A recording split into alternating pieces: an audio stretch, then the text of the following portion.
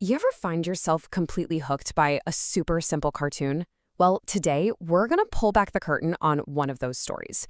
We're going to break down a classic tale about a duck family to figure out the powerful storytelling tricks that make it so timeless. Let's dive in. So, what is it? What's the secret sauce that makes a simple story just stick with you? A lot of the time, it's this universal structure, kind of like a blueprint for drama that storytellers have used for centuries. And this cartoon, as you're about to see, follows that blueprint perfectly.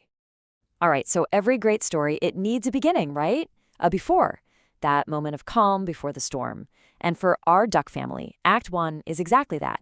This perfect, happy day that, well, is about to get completely turned upside down. So picture this. We open on this perfect little scene. The ducklings have all hatched, the family's all together. It's just pure joy.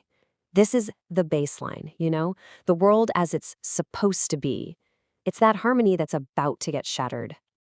And this right here, this quote gets straight to the heart of it. This isn't just some family. Nope, they're loving, they're affectionate, and that one little line, bam, it sets the emotional stakes. Now we're invested, and that's absolutely crucial for what's coming next. And then, bam, just like that, the piece is gone. This is what storytellers call the inciting incident. A monkey shows up out of nowhere, snatches that last precious egg, and just throws this happy family from total joy into a full-blown crisis. The parents are devastated, and our story, well, it's officially kicked off. Okay, so the crisis is on. We're now heading into Act 2. This is where things get really interesting, the conflict gets deeper, and we get a much closer look at the villain pulling the strings. And check this out. The monkey's plan is pretty calculated, isn't it? He doesn't just grab the egg and run. No, he actually tricks the mother, lures her away. This isn't just random chaos. It's a very deliberate, multi-step scheme. Okay, now this line. This changes everything. All of a sudden, we realize the monkey isn't the big bad. He's just a henchman, an agent working for some boss. So his motivation isn't random at all. It's a mission. And that, right there, adds a whole new layer of intrigue to the story.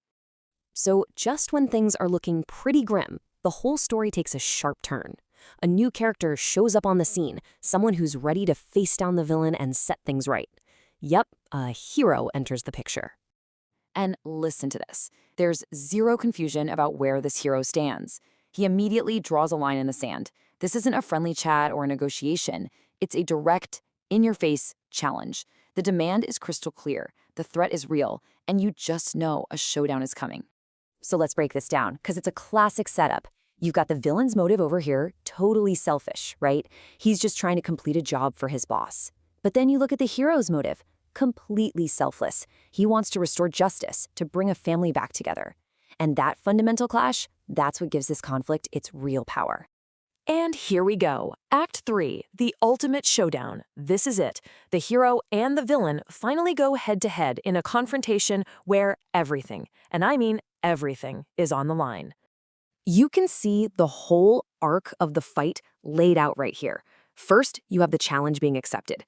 Then, the fight itself. It's intense. And finally, the hero's victory cry, which brings the whole thing to a decisive end.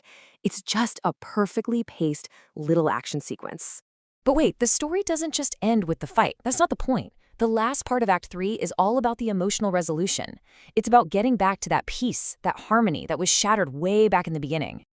And what's really interesting here is that the monkey doesn't just get beaten and run off. He actually apologizes. He says, "It was my mistake, please forgive me." And that gives us this really clean moral ending. Justice is served, and even the villain admits he was wrong. And this is the real emotional peak of the whole story. The family, back together, safe. That simple, "I love my little duckling," that's the payoff. That's the reward for all the tension and all the drama we just went through. It's the moment we were all waiting for. And just like that, the story comes full circle. We started with a happy, loving family, and that's exactly where we end up. The parents are proud, their sweet little guy is safe. That initial harmony, it was tested, it was totally broken, but now it's finally been restored. So when you look at it all laid out, this story of danger, heroism, and family coming back together, it feels really familiar, doesn't it? And it just goes to show you the most powerful stories, whether they're ancient fables or modern cartoon, are all built on the very same timeless foundations.